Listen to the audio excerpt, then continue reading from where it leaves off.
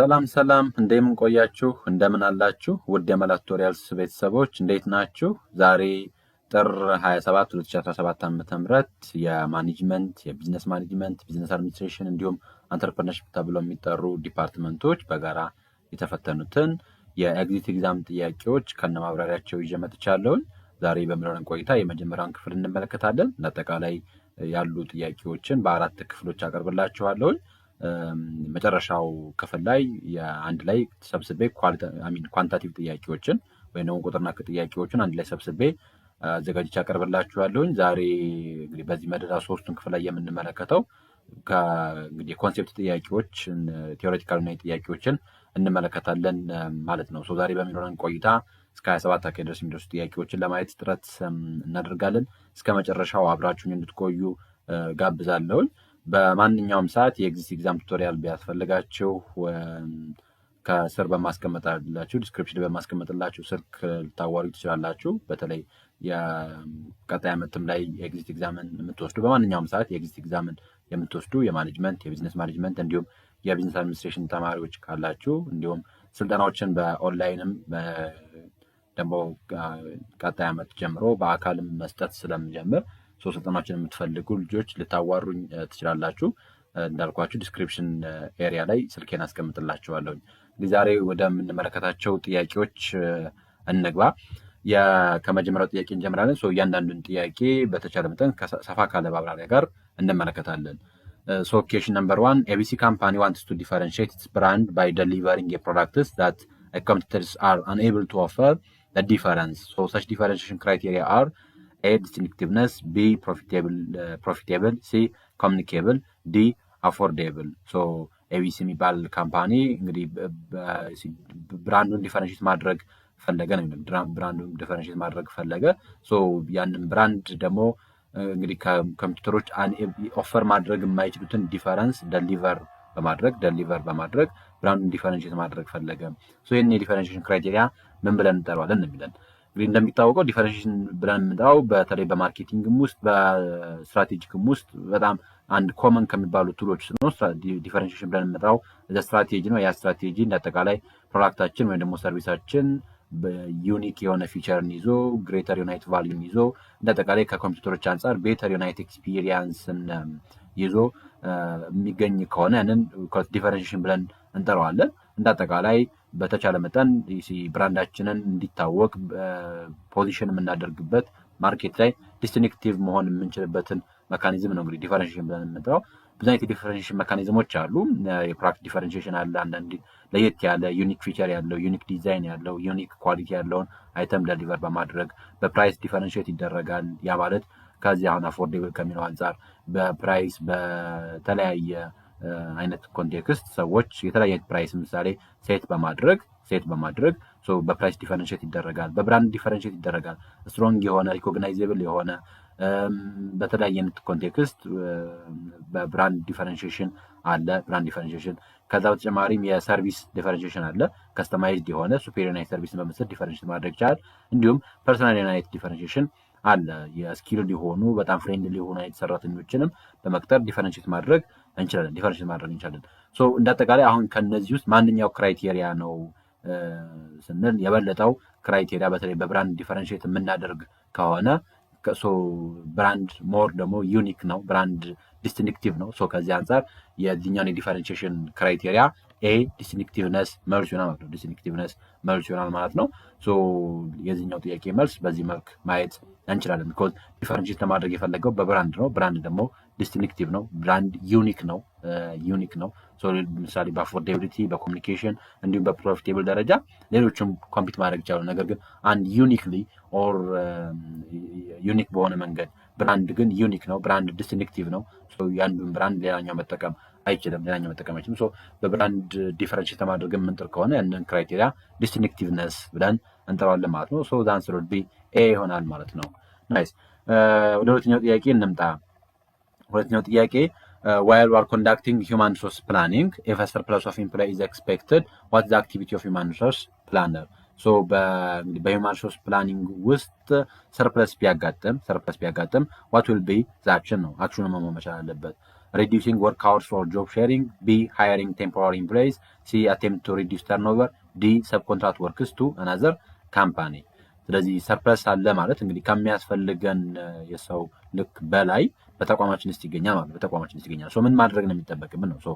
ሰርፕለስን እንግዲህ ሂውማን ሪሶርስ ፕላኒንግ እንዳጠቃላይ አንድም በተቋማችን ውስጥ ያለውን ካፓቢሊቲ እናጠቃላይ ዲማንዱን ከሰፕላይ ጋር ማች ማድረግ መቻል ነው። ስለዚህ በተቋማችን ውስጥ የሚያስፈልገን ልክ የሆነውን የሰው ሀብት እንዲንዝ ማድረግ መቻልን ነው እንግዲህ ሂውማን ሪሶርስ ፕላኒንግ ኤሙ።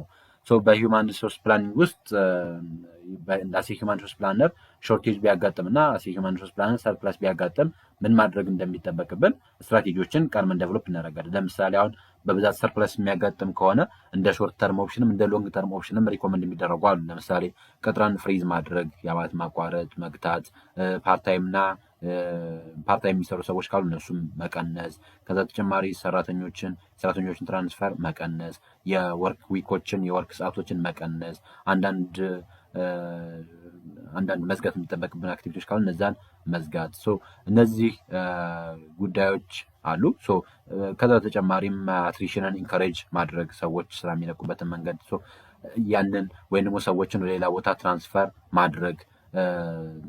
ማድረግ ስንል እንዳጠቃላይ ከተለያየ ቦታ ትራንስፈር ማድረግ፣ ሪትረንች ማድረግ፣ እነዚህ ሞር ሪኮመንድ የሚደረጉ ስትራቴጂዎች ናቸው ማለት ነው። ካሉት ኦፕሽኖች ውስጥ ግን ማንኛው መልስ ይሆናል ስንል የዚህኛውም መልስ የሚሆነው ኤ ይሆናል ማለት ነው። ሪዲዩሲንግ ወርክ አወር ኦር ጆብ ሼሪንግ ብለን የምንጠራው በተቋማችን ውስጥ በጣም ሰርፕለስ ካለ ያንን ሰርፕለስ መቀነስ የምንችልበት መካኒዝም የሚሆነው ወርክ አወርን መቀነስ ስንችል ነው። ካልሆነ ግን ለምሳሌ ቢን ስንመለከት ቴምፖራሪ ሰራተኞችን ቀጠርን ማለት የበለጠ ሰርፕለሱን እናባብሰዋለን ማለት ነው። ከዛ ተርኖቨርንም ሪዲዩስ ለማድረግ የምንቀንስ የአቴምት የምናደርግ ከሆነ እሱም ሰርፕለሱን ያበዛዋል። ምክንያቱም በሰርፕለስ ጊዜ የሚመከረው አትሪሽን ስለሆነ የሰራተኞች እንዲለቁ ነው ሪኮመንድ የሚደረገው እንጂ ተርኖቨር እንዲቀንስ አቴምት የምናደርግ ከሆነ ሰርፕለስ ነው የባሰ የምናባብሰው። ከዛ ተጨማሪም ሰብኮንትራት የምናደርግ ከሆነ ስራዎችን ሌሎች ካምፓኒዎች እንዲሰሩትም ሰብኮንትራት አድርገን አውትሶርስ የምናደርግ ከሆነም እሱም የበለጠ ሰርፕለስ ኦፍ ኢምፕሎይን የበለጠ ነው የሚጨምረው። ያንን ሰርፕለስ ማኔጅ ማድረግ የምንችለው ምን ማድረግ ስንችል ነው ስንል አንሰር ውድ ቢ ኤ ይሆናል ማለት ነው። ወርክ ሃወሮችን ኦር ጆብ ሾሪንጎችን ሪሙቭ ማድረግ ስንችል ሪዲዩስ ማድረግ ስንችል የሚለው መልስ ይሆናል ማለት ነው። ኦኬ ናይስ። ወደ ሶስተኛው ጥያቄ እንምጣ። all of the following are ways to deal with organizational politics except ከሚከተሉት ውስጥ እንግዲህ ኦርጋናይዜሽናል ፖለቲክስን ዲል ለማድረግ እንጠቀምበታለን ከአንዱ በስተቀር what is it ነው ምንድነው ስንል ኤ ሪሙቭ አንሰርቴኒቲ፣ ቢ ሪሙቭ አምቢጊቲ፣ ሲ ሪዋርድ ፖለቲካል ስኪል፣ ዲ ፕሮቫይድ ስላክ ሪሶርስ። እንግዲህ ከኦርጋናይዜሽናል ፖለቲክስ ስንል ኦርጋናይዜሽናል ፖለቲክስ እናጠቃላይ አንድ በተቋማችን ውስጥ የሚገኝ ኢንፎርማል ዩናይት ኢፈርት ውሳኔዎችን ሊሆን ይችላል፣ ፓወሮችን ጌን ለማድረግ የምናደርገው ነገር፣ ግብን ለማሳካት የምንሄድባቸው መንገዶችን ነው እንግዲህ ፖለቲክስ ብለን የምንጠራው። በተቋማችን ውስጥ በጣም ብዙ ሀፕን የሚያደርጉ ክላሾች ይኖራሉ። እንግዲህ በተለይ እንደሚታወቀው በተቋማችን ውስጥ ሊሚትድ ዩናይት ሪሶርስ ነው። ያንን ሊሚትድ ዩናይት ሪሶርስ ለመቀራመጥ ከማሰብ አንጻር በተቋማችን ውስጥ ፖለቲክስ ይኖራል። ብዙ ጊዜ ፖለቲክስ በተቋም ደረጃ እንዳጠቃላይ ፖለቲክስ ኔጋቲቭ ዩናይት ኮኖቴሽን ያለው፣ ነገር ግን ሁሌም ፖለቲክስ እንደዛ ማለት ብቻ አይደለም። ምክንያቱም በብዛት የፖለቲክስ ሲባል ከማኒፑሌሽን ጋር ከጥቅመኝነት ጋር ከፋቮሪዝም ጋር የሚገናኝ ስለሆነ በብዛት ያለው ኮኖቴሽን ለፖለቲክስ ያለው ኔጋቲቭ ነው። ነገር ግን ፖለቲክስ በሙሉ ባድ አይደለም። they are not inherently bad ተብሎ ይጠራሉ። ምክንያቱም በጣም ኮምፕሌክስ የሆነ የኦርጋናይዜሽናል ዳይናሚክሶችን ናቪጌት ለማድረግ በጣም አስፈላጊ የሆነ ኤሌመንት ነው። በደንብ ዲፐንድስ አፖን አወር ማኔጅመንት፣ እኛ ማኔጅመንት ላይ ዲፐንድ የሚያደርግ ነገር ነው። በኦርጋናይዜሽናል ቢሄቪየር ውስጥ እንደነ ኮንፍሊክትንም ሌሎችንም ስትረስን ምናምን ስንመለከት በደንብ ማኔጅ ካልተደረጉ በጣም መጥፎ ሊሆኑ ይችላሉ። ነገር ግን ማኔጅ ማድረግ የምንችል ከሆነ ኢቨን ኮንፍሊክትም ኢቨን ስትረስም ኢቨን ፖለቲክስም በጣም ጠቃሚ ነገሮች ናቸው። እነሱ ማኔጅ ማድረግ መቻል ይጠበቅብናል። እሱ የእኛ ማኔጅመንት ላይ ዲፐንድ የሚያደርግ ነገር ነው። ነው። ስለ ፖለቲክስ ስናነሳ ይሄ ኦርጋናይዜሽናል ቢሄቪየር ላይ እንግዲህ ሁለት አይነት አንቲሲደንቶች አሉ። ፖለቲካል ቢሄቪየሮች በተቋማች ደረጃ እንዲታዩ አንደኛው ኢንዲቪጁዋል የሆነ ፋክተር ነው፣ ሌላኛው ደግሞ ኦርጋናይዜሽናል ዩናይት ፋክተር ነው። ኦርጋናይዜሽናል ፋክተር ብለን የምንጠራው በተቋም ደረጃ ያለ ፋክተር አንድ አንቲሲደንት ይሆናል የሆነ ፖለቲካል ቢሄቪየሮች እንዲታዩ የሚያደርግ ይሆናል ማለት ነው። የፖለቲካል ቢሄቪየሮች ምንድናቸው እነዚህ ኦርጋናይዜሽናል ፋክተር ስንል የሪሶርስ ስኬርሲቲ፣ የሮል አምቢጊዩቲ፣ አንክሊር የሆነ የኢቫሉዌሽን ሲስተም ካለ፣ ከዛ እንዳጠቃላይ ያለው የዲሲሽን ሜኪንግ ሲስተም እነዚህ ነገሮችን እንዳጠቃላይ ኢቭን የሊደርሽፕ ስታይል ብለን የምንጠራቸው ጉዳዮችን ከኦርጋናይዜሽናል ፋክተር አንጻር ክላሲፋይ እናደርጋቸዋለን ማለት ነው። እንደ ኢንዲቪጁዋል ፋክተር ኮንሲደር የሚደረጉ ደግሞ አሉ። ኢንዲቪጁዋል ፋክተሮች ኮንሲደር የሚደረጉት ደግሞ የግለሰቦች ፖለቲካል ስኪል፣ የግለሰቦች ኢንተርናል ሎከስ ኦፍ ኮንትሮል፣ የግለሰቦች ኢሞሽናል እና ሌሎች አይነት ያላቸው ሪሶርስ ለፖለቲካል ቢሄቪየር እንደ አንቲሲደንት ኮንሲደር ይደረጋሉ ማለት ነው። ይሄኛው ጥያቄ ደግሞ እየነገረን ያሉን ከሚከተሉት ውስጥ ማንኛው ነው ስለ ኦርጋናይዜሽናል ፖለቲክስ ዲል የሚያደርገው ኤክሴፕት ስለሚል ኦርጋናይዜሽናል ፋክተር የሆነው ማንኛው ነው የሚል ስለሆነ ሂር ዘ አንሰር ዊል ቢ ሲ ሪዋርድ ፖለቲካል ስኪል የሚለው ቢኮዝ ፖለቲካል ስኪል ኢንዲቪጁዋል ፋክተር ውስጥ ስለሚመደብ ማለት ነው። ይህንን የበለጠ ግልጽ እንዲሆንላችሁ የኦርጋናይዜሽናል ቢሄቪየር የፓወር ኤንድ ፖለቲክስ የሚለው ቻፕተር ላይ በደንብ ማግኘት ትችላላችሁ። ሂር ዘ አንሰር ዊል ቢ ሲ ይሆናል ማለት ነው። ወደ አራተኛው ጥያቄ እንምጣ። ኢማጂን the lease agreements for specialized equipment includes maintenance service from the leaser. What benefit does this offer for the pharmaceutical company? አንድ የፋርማሲ ካምፓኒ ሊሆን ይችላል። ያ የፋርማሲ ካምፓኒ አንድ ስፔሻላይዝድ ኢኩዊፕመንትን በሊዝ አግሪመንት አማካኝነት አገኘ። እንግዲህ ሊዝ ውስጥ ሊዘሩ ብለን የምንጠራለን፣ ሊዚ ተብሎ የሚጠራለ። ሊዘሩ የሚያከራየው ነው፣ ሊዚ ተብሎ የሚጠራው ደግሞ የሚከራየው ነው። በሁለቱ መካከል የሚከናወነው ነው ደግሞ ሊዝ አግሪመንት ብለን የምንጠራው። አንድ የፋርማሲካል ካምፓኒ ኢኩዊፕመንትን ስፔሻላይዝድ ኢኩዊፕመንትን በሊዝ አግሪመንት አማካኝነት ወስዷል።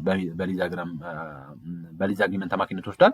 እዛ ሊዝ አግሪመንት ውስጥ ደግሞ የሜንቴናንስ ሰርቪስም አብሮ አለው። ያ ከሆነ እንዳጠቃላይ ይሄ ፋርማሲቲካል ካምፓኒ ያለው ቤኔፊት ምንድን ነው? ኤ ጋራንቲንግ ዘ ኢኩዊፕመንት ዊል ሪሜን ፋንክሽናል ስሩአውት ዘ ሊዝ ፔሪድ። ኢኩዊፕመንቱን ጋራንቲ አድርጎ በሊዝ ፔሪድ ውስጥ በሙሉ ፋንክሽናል እንደሆነ እንዲቆይ ማድረግ። ቢ አውቶማቲካሊ ግራንት ኦነርሺፕ ኦፍ ዘ ኢኩዊፕመንት ቱ ዘ ካምፓኒ አት ዘ ኤንድ ኦፍ ዘ ሊዝ ተርም። ልክ ሊዝ ተርሙ ካለቀ በኋላ የኢኩዊፕመንቱን ኦነርሺፕ ማግኘት አውቶም ግራንት ማድረግ። ሲ ሪዲዩሲንግ አፕፍሮንት ኢንቨስትመንትስ ኮምፔርድ ቱ ፐርቼዚንግ ዘ ኢኩዊፕመንት። የምናወጣውን ኢንቨስትመንት መቀነስ በሎን አማካኝነት ስለምናገኝ። ወይራስ ዲ ሪዲዩስ ዘ በርደን ኦፍ ካምፓኒ ኢንተርናል ሜንቴናንስ ስታፍ። የኢንተርናል ስታፎቻችንን የሜንቴናንስ በርደን መቀነስ መቻል። መልሱ ምን ይሆናል የሚል ነው እንግዲህ እዚህ ውስጥ ያለው ጥያቄ። እንግዲህ ከጥያቄው አንጻር እንዳጠቃላይ ሊዝ አግሪመንት ምንድን ነው ስንል ሊዝ አግሪመንት ብለን የምንጠራው በዋናነት አንድን ኢኩዊፕመንት በኮንትራት አማካኝነት ከአንድ ሊዘር ወደ አንድ ሊዚ የሚከወን ነው። ትራንስፈር የምናደርግበት ነው። ኦነርሽፕ አይኖረውም። ሊዝ አግሪመንት ውስጥ ኦነርሽፕ አይኖረውም። ያ ማለት በተለይ በሊዝ ፔሪድ ውስጥ ምንም አይነት ኦነርሽፕ አይኖረውም። የዛ ነው የሚሆነው። ነገር ግን የሊዝ ፔሪዱ ካለቀ በኋላ እንደ ስምምነታቸው ምን ይኖራል?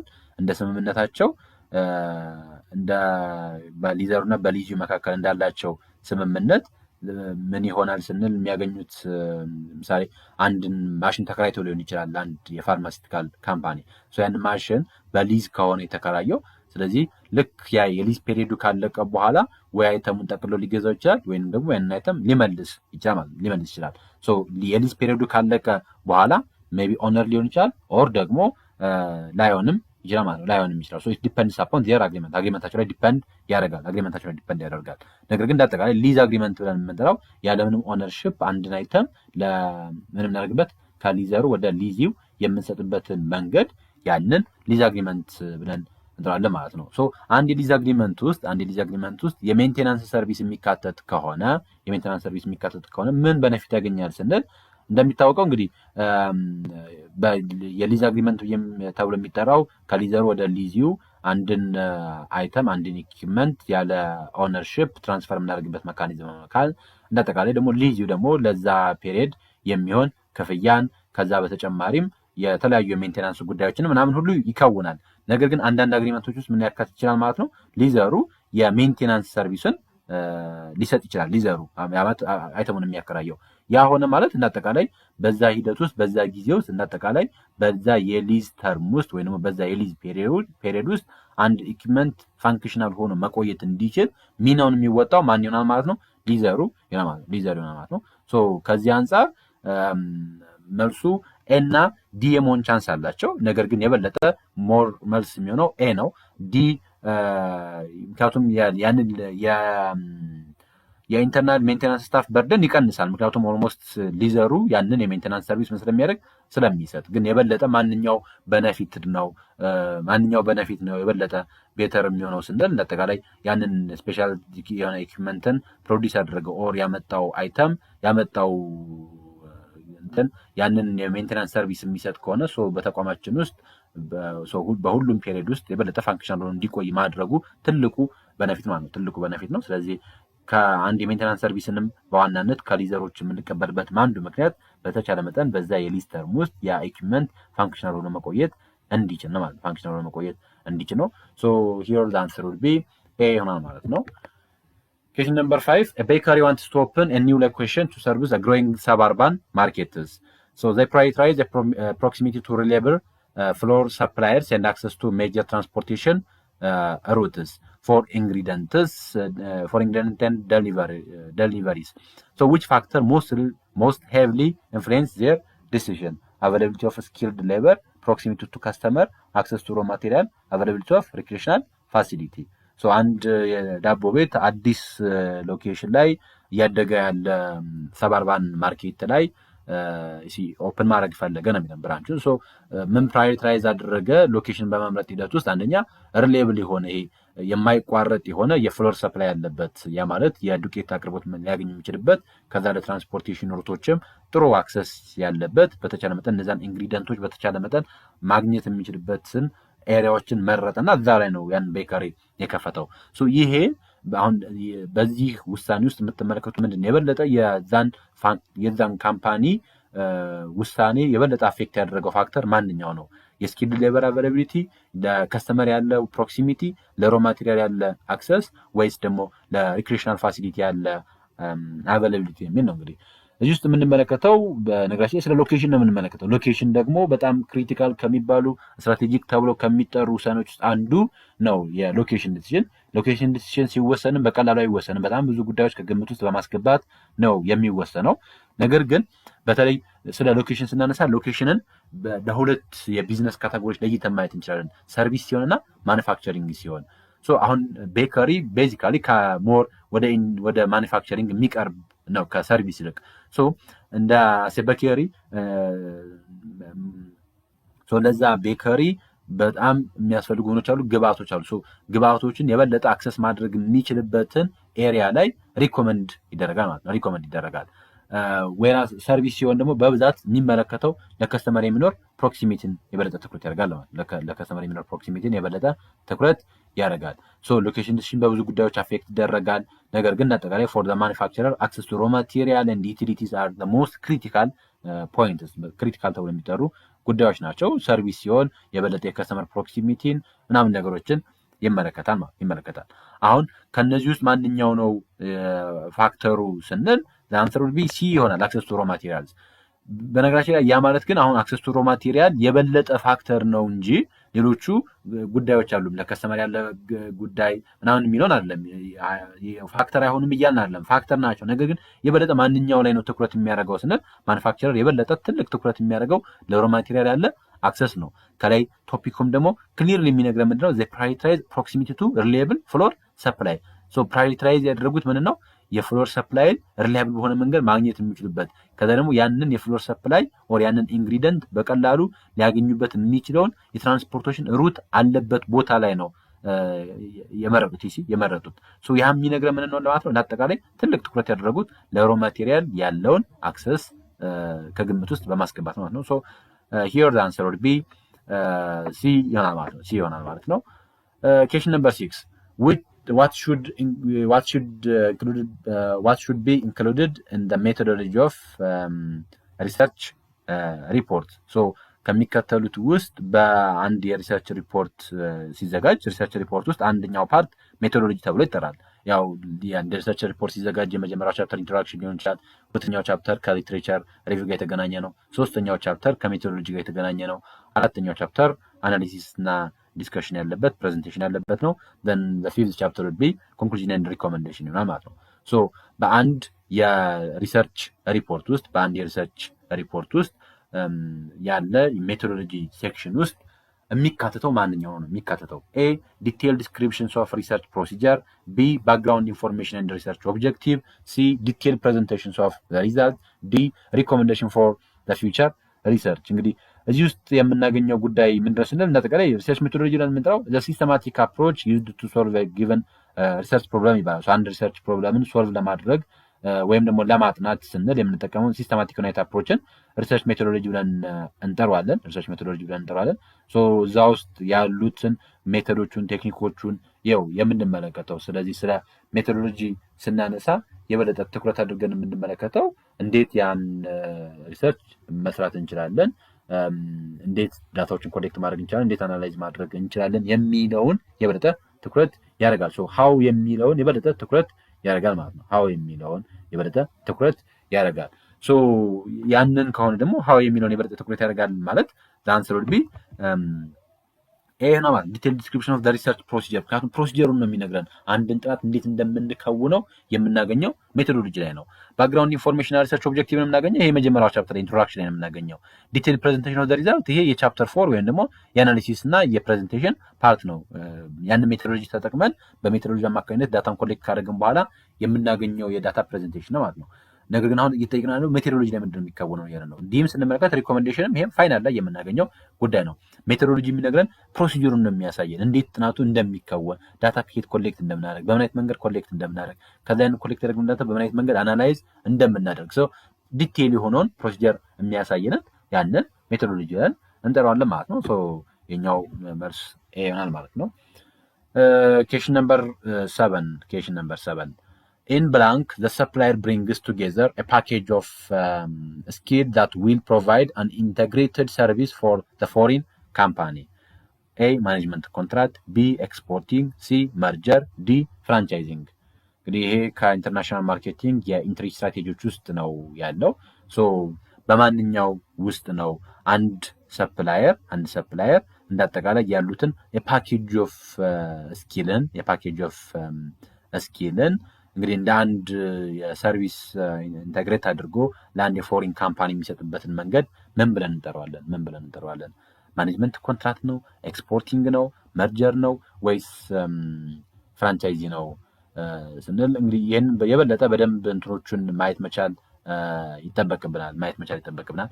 እያንዳንዱን ጉዳዮች ማየት መቻል አለብን። ማኔጅመንት ኮንትራክት ብለን የምንጠራው እንግዲህ ለአንድ የፎሪን ካምፓኒ የምንሰጠው የማናጀሪያል ዩናይት አክቲቪቲ ነው። ሰርቪስ ነው እዚህ ጋር ደሊቨር የምናደርገው አሴ ማኔጅመንት። ምሳሌ ኢትዮ ቴሌኮም በአንድ የፈረንሳይ የማኔጅመንት ግሩፕ ይመራ ነበር ለረጅም ጊዜ። ብዙ አየር መንገድ ወደ ኢትዮጵያን ሙሉ ለሙሉ ተጠቃሎ ማኔጅመንቱ ከመምጣቱ በፊት አሜሪካኖች ለረጅም ጊዜ ማኔጅ ያደርጉት ነበረ ስንል እዛ ውስጥ የምናገኘው ምንድነው ስንል እናጠቃላይ እዛ ውስጥ የተለያዩ በተለይ ቴክኒካል ሆኑ ሊሆን ይችላሉ ማናጀሪያል ዩናይት ክህሎቶች፣ ስኪሎች፣ ኦፕሬሽናል ዩናይት ስኪሎች ደሊቨር ይደረጋሉ። ሰርቪስ ነው ደሊቨር የሚደረገው። ከዚህ አንጻር ማኔጅመንት ኮንትራክት ብለን የምንጠራው ማኔጀሪያል የሆነውን ታስክ የአንድን ተቋም ማኔጀሪያል የሆነ ጉዳይን የአንድን ተቋም ዴይሊ ኦፕሬሽን የአንድን ተቋም እንግዲህ ያለውን የቢዝነስ ኦፕሬሽን ማኔጅ የሚያደርግ ከሆነ ሰፕላየሩ እዛ ውስጥ ምንድነው የሚያደርገው? ሰርቪስ ነው ደሊቨር የሚያደርገው። እዛ ሰርቪስ ደሊቨር በማድረግ ደስ ደግሞ ምንድነው ደሊቨር የሚያደርገው ስንል በዛ ሰርቪስ ውስጥ ደሊቨር የሚደረገው ያለውን ስኪል ነው ደሊቨር የሚያደርገው። ያንን ምን ብለን እንጠራለን ማለት ነው? ማኔጅመንት ኮንትራክት ብለን እንጠራለን። ኤክስፖርቲንግ እንዳጠቃላይ አንድን አይተም ሼፕ አድርጎ ፎሪን ማርኬት ላይ ወስዶ መሸጥ ነው። ስለዚህ ያንን ኤክስፖርቲንግ ብለን እንጠራዋለን ማለት ነው። ወይራስ መርጀር አንድ ቢዝነስ ከሌላ ቢዝነስ ጋር በመሆን አንድ ላይ የሚከውነውን ሚቹዋል ዩናይት አግሪመንትን ነው መርጀር ብለን የምንጠራው። አዲስ ካምፓኒ ክሬት የሚያደርጉበት ምናምን ነገር ነው ያን መርጀር ብለን የምንጠራው። የበለጠ ቢዝነስን ለማሳደግ የምንከውነው ነው መርጀር ተብሎ የሚጠራው። ፍራንቻይዚ የአንድን ካምፓኒ ኢንተሌክቹዋል ፕሮፐርቲ እንግዲህ በመከራየት ያንድን ለተከራዩም ደግሞ የሮያሊቲ ክፍያን በመክፈል የምንከውንበት ሜካኒዝም ነው ፍራንቻይዚ ብለን የምንጠራው። ግን ሂር ለማኔጅመንት ኮንትራክት ብለን የምንጠራው አሴ ማኔጅመንት እንደ አንድ የማናጀሪያል ሰርቪስ ደሊቨር የሚያደርግ XYZ የሚባል የማኔጅመንት ኮንትራክት የሚሰጥ ቡድን ሊኖር ይችላል። ያ ምንድን የሚያደርገው ማለት ነው በየተለያዩ ሀገራቶች እየዞረ ምን ያደርጋል የማኔጅመንት ምን ይፈልጉ የማኔጀሪያል የሆነ ታስኮችን ሃንድል እንዲያደርጉ። ለምሳሌ ሆቴል ቤቶች በዚህ በጣም ብዙ ሆቴል ቤቶች የዚህ አይነት ሞዴሎችን ይከተላሉ። የዚህ አይነት ሞዴሎችን ያ ማለት ሙሉ ማኔጀሪያል የሆነውን ስራ የሚሰሩት ከውጭ የሚመጡ ተቋማቶች ናቸው ማለት ከውጭ የሚመጡ ተቋማቶች ናቸው። ለአንድ የፎሪን ካንትሪ የምንከውነው የማኔጀሪያልን ታስክ ያንን ማኔጅመንት ኮንትራክት ብለን እንጠራዋለን ማለት ማኔጅመንት ኮንትራክት ብለን እንጠራዋለን። here the answer would be A ይሆናል ማለት ነው። ማኔጅመንት ኮንትራክት ይሆናል ማለት ነው። Question number 8. Which of the following factor must not be included in an agreement within a foreign channel member? በአንድ ከፎሪን ቻናል ሜምበርስ ጋር ወይም አጠቃላይ በአንድ ፎሪን ቻናል ጋር በምንከውን አግሪመንት ውስጥ የማይካተተው ፋክተር ማንኛው ነው? የማይካተተው ፋክተር duration of the agreement, name and address of both party, political affiliations of both party, definitions of sales territory ነው የሚለን። አሁን ይሄ ምንድን ነው ስንል እንግዲህ አንድ ፎሪን ካንትሪ ፎሪን አንድ የኢንተርናሽናል ቢዝነስ ላይ ወይም ደግሞ እንግዲህ አንድ ፎሪን ማርኬት ላይ ሄደን አይተሞችን ስንሸጥ እዛ ካሉ ዲስትሪቢዩተሮች ጋር ሊንክ እናደርጋለን። ለምሳሌ አንድ የኬንያ ድርጅት መጥቶ ኢትዮጵያ ውስጥ ሲሸጥ ኢትዮጵያ ውስጥ ካሉ ዲስትሪቢዩተሮች ጋር ሊንክ ያደርጋል። ከዛ ቻናል እንግዲህ ከዛ የአንድ የፎሪን ቻናል ጋር አግሪመንት ይኖራል። ከዛ አግሪመንት ውስጥ እንደ ቁልፍ ያልሆነው ፋክተር ማንኛው ነው? ቁልፍ ያልሆነው ፋክተር ማንኛው ነው ስንል ለአጠቃላይ መሰረታዊ የሚባሉ ፋክተሮች አሉ። ምሳሌ የዲስትሪቢዩተሩን ስትሬንግዝ እንዲሁም የክሬዲት ወርዚነስ እንመለከታለን። ሴል ፐርፎርማንሱን እንመለከታለን። የት ቦታ ሪች ሊያደርግ ይችላል የሚለውን። ከዛ በተጨማሪ ከኛ ፕሮዳክት ጋር ያለውን ኮምፓቲቢሊቲ እንመለከታለን። ስለ ፕሮዳክቱ ስለ ማርኬቱ ያለውን እውቀት እንመለከታለን። ብዙ የምንመለከታቸው ጉዳዮች አሉ። ዊሊንግነስ እንመለከታለን። የካምፓኒ ሳይዝ እንመለከታለን። የካምፓኒውን ኢሜጅ እና ሬፑቴሽን እንመለከታለን። እነዚህ ጉዳዮች በሙሉ ኮንሲደር የሚደረጉ ፋክተሮች ናቸው። ከዛም በተጨማሪ እንግዲህ አግሪመንቱ ስንገባ አንደኛ የአግሪመንቱን ዱሬሽን ማስቀመጥ መቻል አለብን። ያ ቻናል ለምን ያክል ጊዜ ያንን አይተም ምን እንደሚያደርግልን እንግዲህ ያ ቻናል ብለን የጠራነው ምሳሌ አይተሙን ከአንድ ቦታ ሌላ ቦታ ሙቭ የሚያደርግ ዲስትሪቢዩተር ከሆነ እሱን ከግምት ውስጥ እናስገባለን። ዱሬሽን ኦፍ አግሪመንቱ ለምን ያክል ጊዜ ነው ያን ስራ የሚሰራው። ከዛ በተጨማሪ ደግሞ ኔም ኤንድ አድረስ ኦፍ ቦዝ ፓርቲ የፓርቲዎቹ የዛን አግሪመንት የሚገቡት ከግምት ውስጥ ይገባል። ከዛ ሴል ቴሪቶሪንም ዲፋይን ማድረግ መቻል ይጠበቅብናል። ማለት ያንን የት ቦታ መሸጥ እንዳለበት የት ቦታ ላይ ምክንያቱም ዲፋይን መደረግ መቻል አለበት እንደ አንድ የቻናል አግሪመንቶችን በምንገባበት ጊዜ። ምክንያቱም በኋላ ላይ እዚህ ቦታ ላይ አልተሙን አልሸጥክም እንደምን አልሸጥክም የሚሉ አይነት ኔትወርኮች እንዳይኖሩ ሴል ቴሪቶሪዎች ዲፋይን ይደረጋሉ። ነገር ግን ከዛ ውጭ ያለ ይሄ ፖለቲካል አፊሊዬሽን ማለት የፓርቲዎቹ የፖለቲካል አፊሊዬሽን ግን ማተር የሚያደርግ ጉዳይ አይደለም። ኢትዮጵያም ውስጥ ያለው ካምፓኒ የፈለገውን አይነት የፖለቲካል ፓርቲ ፎሎ ሊያደርግ ይችላል። ያኛውም ኬንያም ውስጥ ያለው የፈለገውን አይነት የፖለቲካል ፓርቲ ፊል ሊያደርግ ይችላል። ወር ከአሜሪካ የመጣ አንድ አይተምን የሚሸጥ ሊሆን ይችላል። ዲሞክራት ሊሆን ይችላል፣ ሪፐብሊክ ሊሆን ይችላል። ዳዝንት ማተር ኢትዮጵያ ውስጥ መጥቶ ኦፕሬት ሲያደርግ ኢትዮጵያ ውስጥ ደግሞ ያለው ኢዜማ ሊሆን ይችላል፣ የብልጽግና አፊሊዬሽን ያለበት ሊሆን ይችላል፣ ኦር ዋትኤቨር አፊሊዬሽን ሊሆን ይችላል። እሱ ማተር አያደርግም ነው። በተለይ አግሪመንቱ ውስጥ የዚህ አይነት ነገሮች ምን አያደርጉም? ማተር አያደርጉም። ያ ማለት ግን ፖለቲካል ኢንቫይሮንመንት ኢምፓክት የለውም እያልኩኝ ያለም፣ ግን የፓርቲዎቹ ፖለቲካል አፊሊዬሽን ኢምፓክት አይኖረውም። የአግሪመንት ውስጥ የሚካተት ነገር አይደለም። ልክ አሁን ሪሊጅናቸው፣ ጾታቸው ምናምን እንደማይካተት ሁሉ ልክ እነዛ ሁሉ ፋቮር የሚያደርጉት የፖለቲካል ፓርቲም ኮንሲደር የሚደረግ ነገር አይደለም። ሲ ውድ ቢ ለአንሰር። ናይስ። ወደ 9ኛው ጥያቄ እንምጣ። Books and public documents are considered as an example of A. primary data source, B. secondary data source, C. questionnaire based data collection method, D. direct observation method ነው የሚለን። እንግዲህ በስታቲስቲክ ውስጥም ሆነ እንዳጠቃላይ በሪሰርች ውስጥ ዳታን ከሁለት ሶርሶች እናገኛለን። ፕራይሜሪ እና ሰከንዳሪ ከሆነ ፕራይሜሪ ብለን የምንጠራው ይሄ ኦሪጂናል ዩናይት ኢንፎርሜሽንን ኮሌክት የምናደርግበትን ወይም እንደተጋሪ አንድ ኦሪጂናል ዩናይት ዳታን ፕራይሜሪ ዳታ ብለን እንጠራለን። ሰከንዳሪ ዳታ ብለን የምንጠራው ደግሞ ከአሁን በፊት በተለያየ ፐርፐዝ ለተለያየ አይነት ዓላማ ሰዎች ከአሁን በፊት ኮሌክት ያደርጉት ዳታን ሰከንዳሪ ዳታ ብለን እንጠራለን። ፕራይሜሪ ዳታዎችን በኢንተርቪው በኬሽነሪ በምናምን መልክ ኮሌክት እናደርጋለን። ወይራስ ሰከንዳሪ ዳታዎችን እንጠራቸው ግን ኦልሞስት ፐብሊሽድ ከሆኑ ሶርሶች ከመጽሐፎች የምናገኛቸው ዳታዎች ናቸው። ሶ ቡክ እና ፐብሊክ ዶክመንቶችን እንደምን አይነት ኤግዛምፕል ኮንሲደር እናደርጋቸዋለን ስንል እንደ ሰከንዳሪ ዳታ ሶርስ ኮንሲደር እናደርጋቸዋለን። ኬሽነሪ እና ዳይሬክት ኦብዘርቬሽን ሜተድ ኢዝ ፓርት ኦፍ ፕራይሜሪ ዳታ ሶርስ ናቸው። ሶ ከዚህ አንጻር ኤሲዲ መልስ አይሆንም፣ ቢ ዊል ቢ ለአንሰር። Question number 10. What does financial analysis in project preparation involves? So በፕሮጀክት ፕሪፓሬሽን ውስጥ የፋይናንሻል አናሊሲስ ስራና ፕሮጀክት ፕሪፓሬሽን ፕሮጀክት ማኔጅመንት ውስጥ ያለ ቻፕተር 4 ላይ እናገኘዋለን። የበለጠ ዛሬ በደንብ ማየት ይችላላችሁ። በፕሮጀክት ፕሪፓሬሽን ውስጥ የሚሰሩ አሰስመንቶች ኢንቫይሮንመንታል ኢምፓክት አሰስመንት፣ ፋይናንሻል ኢምፓክት አሰስመንት የሚሰሩ የፋይናንሻል አናሊሲስ ይሰራል፣ የኢንቫይሮንመንታል ኢምፓክት አሰስመንት ይሰራል፣ የማርኬቲንግ ዲማንድ አናሊሲስ ይሰራል፣ ቴክኒካል አናሊሲስ ይሰራል። ሶ ብዙ አይነት ነገሮች ይሰራሉ። ሶ ፕሮጀክትን ፕሪፔር በማድረግ ሂደት ውስጥ ፋይናንሻል አናሊሲስ እንሰራለን። ሶ ፋይናንሻል አናሊሲስ ስንሰራ ምንድን ነው አናላይዝ የሚያደርገው? ፋይናንሻል አናሊሲስ ስለምንድን ነው ትኩረት የሚያደርገው ነው? ኤ አናላይዚንግ ፋይናንሻል ቪያቢሊቲ ኤንድ ኢንቨስትመንት ኮስት፣ ቢ ኤቫሉዌት ማርኬት ፖቴንሻል ኤንድ ከስተመር ዲማንድ፣ ዲ ዲተርማይኒንግ ዘ ፕሮጀክት ሮ ማቴሪያል ኤንድ ሰፕላይ ኒድ፣ ዲ assessing environmental impact of the project. So ከዲን ጀምር። ዲ assessing environmental impact of the project is all about environmental impact assessment ተብሎ ይጠራል። ሲ determining the project raw material and supply need ይሄ ቴክኒካል አናሊሲስ ተብሎ ይጠራል። ቢ evaluating market potential and customer demand ይሄን ደግሞ ማርኬት and demand አናሊሲስ ተብሎ ይጠራል። ሶ the answer will be A ይሆናል ማለት ነው። ሶ ፋይናንሻል አናሊሲስ ትኩረት የሚያደርገው ፋይናንሻሊ ያ ፕሮጀክት ቪያብል ነው ወይስ አይደለም ወይ የሚለውን የበለጠ ማጥናት ላይ ትኩረት ስለሚያደርግ ማለት ነው። ትኩረት ስለሚያደርግ ሶ አስረኛው ጥያቄ በዚህ መንገድ መመለስ እንችላለን ማለት ነው።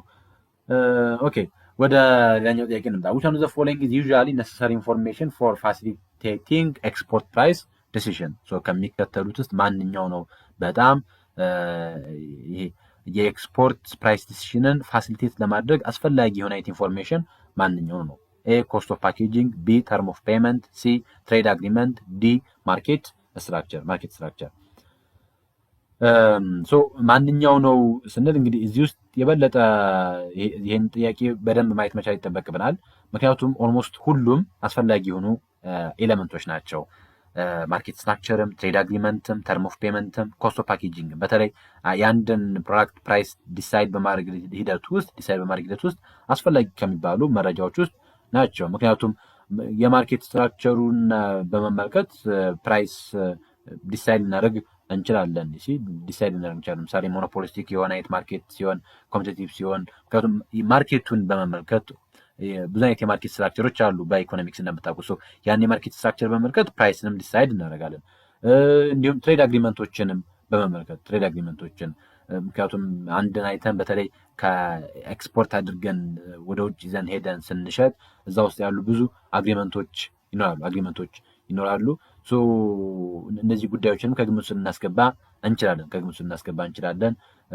ምክንያቱም አንድን አይተም ወደዛ ይዘን ስንሄድ የታሪፍ ጉዳይ የምናምን ጉዳይ ብዙ ጉዳዮች ይኖራሉ። ከዛ ተጨማሪም የተርም ኦፍ ፔመንትን ብንመለከትም የሚከፈልበት መንገድ ምሳሌ አንዴ በቀጥታ ክፍያን ስናገኝና በሁለት በሶስት ከሆነ ክፍያ የምናገኘው ዛኔም የሚከፈልበት መንገድ ራሱን ችሎ ፕራይስ ዲሲዥን ላይ ኢምፓክት አለው። ግን የበለጠ ማንኛው ነው? ኮስት ኦፍ ፓኬጂንግንም ስንመለከት እሱም በተመሳሳይ መልኩ ፕራይስ ዲሲዥን ላይ ኢምፓክት አለው። ግን የበለጠ ማንኛው ዳይሬክት ነው፣ የበለጠ ማንኛው በጣም ይቀርባል የሚለውን ስንመለከት ኮስት ኦፍ ፓኬጅ ለፕራይሲንግ ዲሲዥን በጣም ቀረቤታ አለው። በተለይ ኤክስፖርት የሚደረጉ አይተሞች ላይ የበለጠ ትልቅ ትኩረት የሚሰጠው የፓኬጂንግ ጉዳይ ስለሆነ ማለት ነው። ምክንያቱም እንግዲህ በፕሮዳክት ውስጥ የአንድ የፕሮዳክት ፓርት ነው ፓኬጂንግ ብለን የምንጠራው። አንድ ፕሮዳክት ራፕ የሚደረግበት ኮንቴንት የሚደረግበት ነው። ሶ ፓኬጂንግ ውስጥ 3 አይነት የፓኬጂንግ ሌቭሎች አሉ። ፕራይሜሪ፣ ሰከንዳሪ እና ቴሪሸሪ ብለን የምንጠራቸው።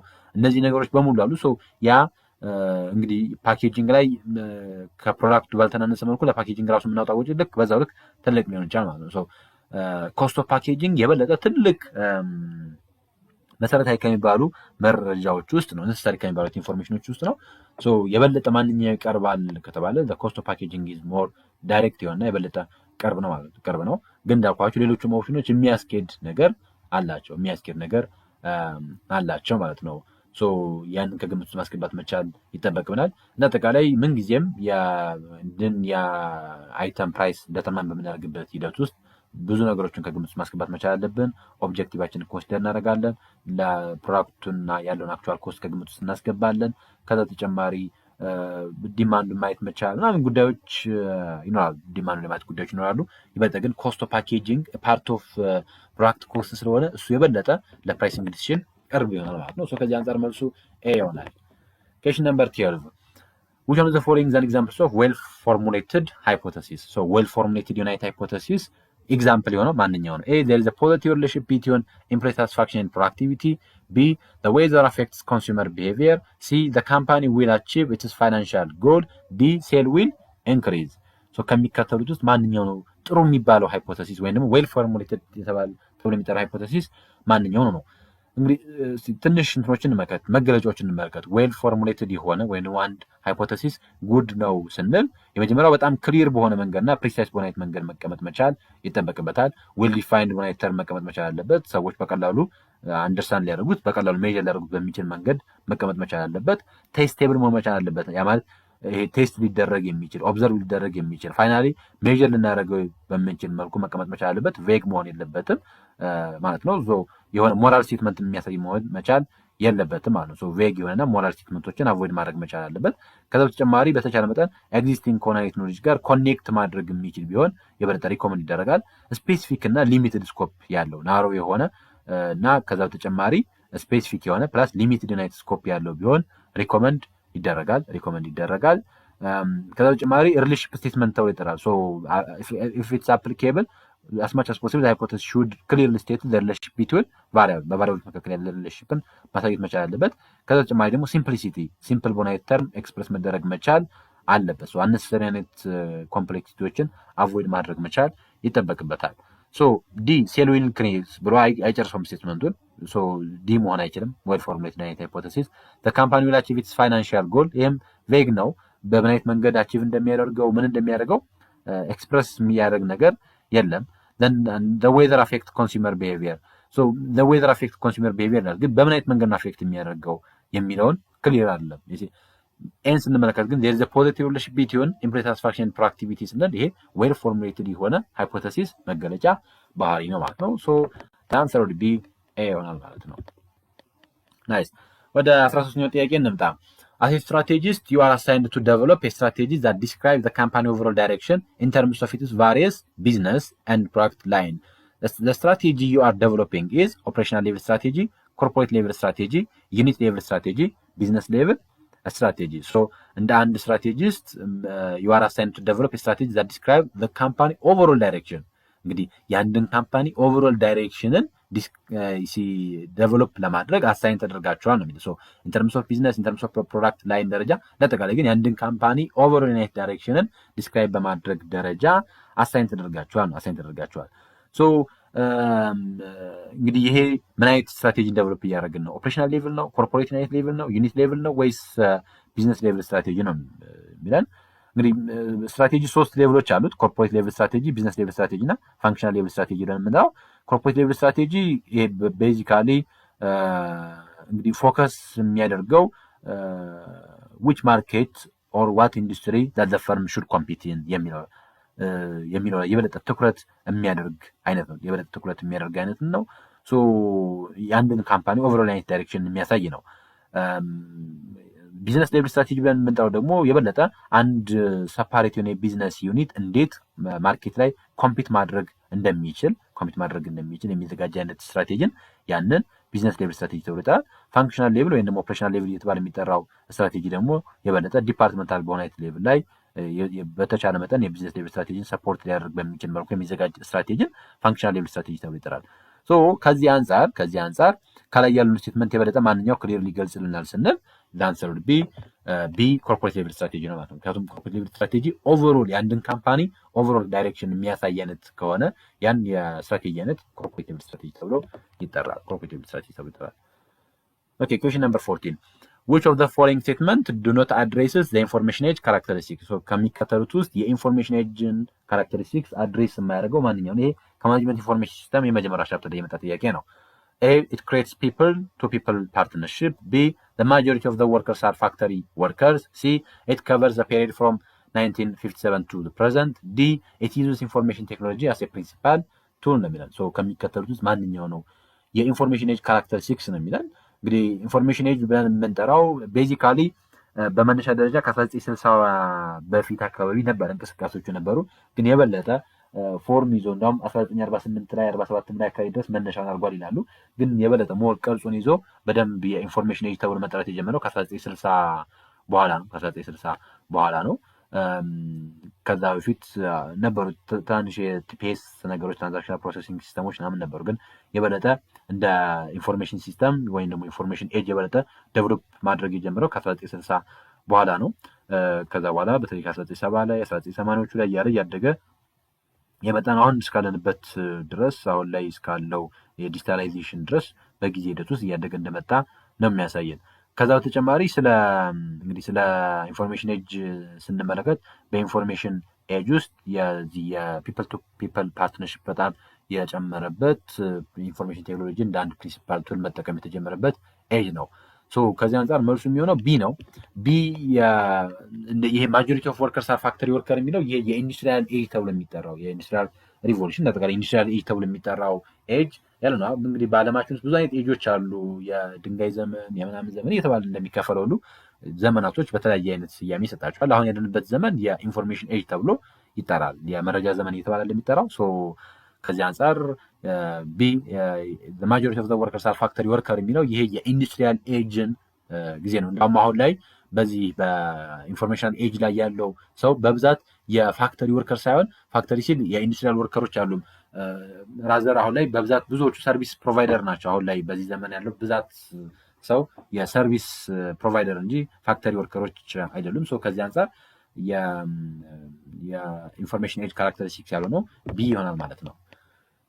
እሺ ሌላኛው ስለ ሚሽን እንምጣን። እንግዲህ ሚሽን ምንድን ነው ስንል ሚሽን አጠቃላይ አንድ ተቋም ኤግዚስት የሚያደርግበትን ሪዝን ሚሽን ብለን እንጠራዋለን። አሁን እዚህ ጋር አንድ የተጠቀሰ ሚሽን አለ። እሱን ሚሽን ስቴትመንት እናንብና ከዚህ ሚሽን ስቴትመንት ላይ ምን ቢጨመርበት የበለጠ አሪፍ ይሆናል የሚል ነው። ምንድነው ሚስ ያደረገው የሚል ነው ጥያቄው። ጥያቄውን ነምበው our mission is to encourage understanding of and commitment of the conservations of worldwide life and wild places through recognitions of the interdependence of peoples and nature. We will do this by creating a sense of enjoyment, wonder, and discover throughout the park and in our outreach programs. Which of the following component you have to add on the mission statement ነው የሚለው። እንግዲህ ሚሽን ስቴትመንት ብለን የምንጠራው በተለያየ መንገድ ዲፈር ያደርጋል። የአንድ ካምፓኒ ሚሽን ከሌላ ካምፓኒ ሚሽን ዲፈር ያደርጋል። በሌንግዙ፣ በኮንተንቱ፣ በስታይሉ በተለያየ ኮንቴክስት ዲፈር ያደርጋል።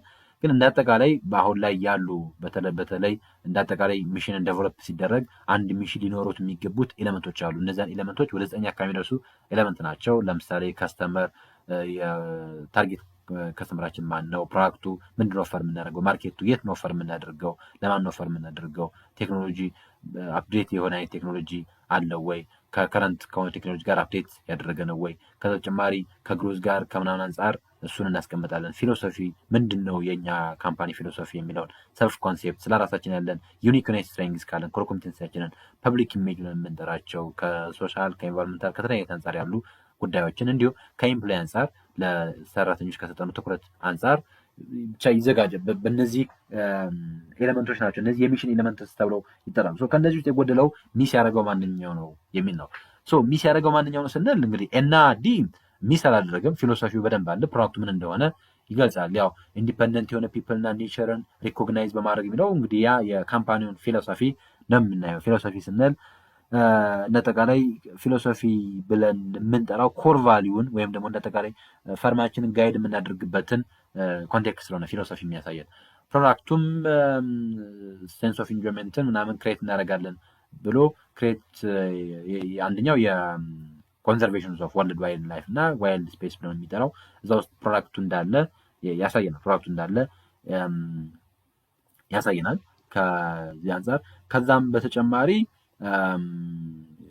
ይሄ ሴንስ ኦፍ ኢንጆይመንትን ምናምን የፓርክ ኤክስፒሪየንስ አውትሪች ፕሮግራም ብሎ የሚጠራቸው ፕሮዳክትን የበለጠ ኤክስፕረስ ያደርግልናል። ሶ የሚጎለው ማና ማን ነው ስንል ቢና ሲ ፎር ሚ ሚስ ያደርጋሉ ብዬ አስባለሁ። ቢና ሲ ሁለቱም መልስ መሆን ይችላሉ። ግን ከሁለቱ የግድ አንዱ መምረጥ የሚጠበቅብን ከሆነ ያው ፈተናም ስለሆነ መምረጥ አለብን። ማንኛው ነው ስንል ፎር ሚ ማርኬት ዊድ ቢ ቤስት ማርኬት ቤስት ይሆናል። ለምን ካል ማርኬት ፋውንዴሽናል የሆነ ጉዳይ ነው።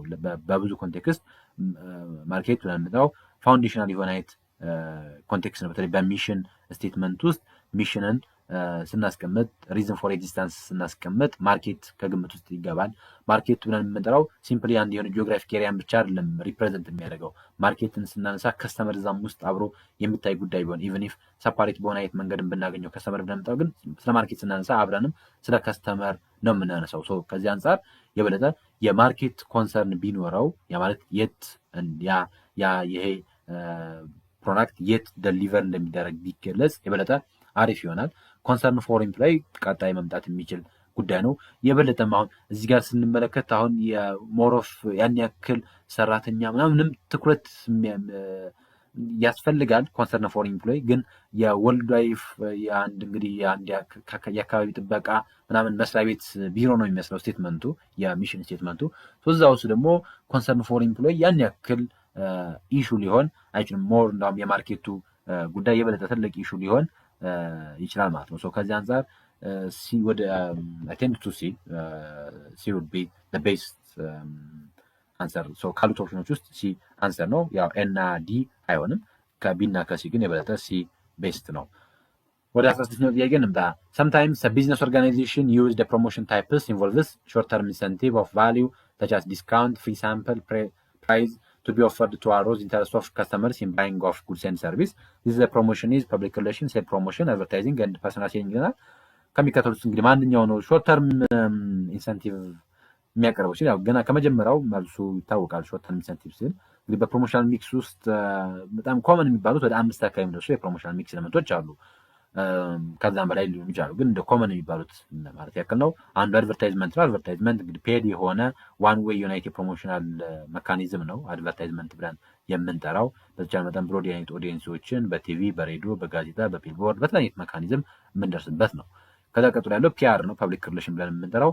ፐብሊክ ሪሌሽን እንግዲህ በተለያየ መንገድ ጥሩ ዩናይት ፓርትነርሽፖችን ክሬት በማድረግ ፖዚቲቭ ዩናይት ብራንድ ኢሜጆችን ቢውልድ በማድረግ የምንከውነው የፕሮሞሽን መካኒዝምን ፒአር ብለን እንጠራለን።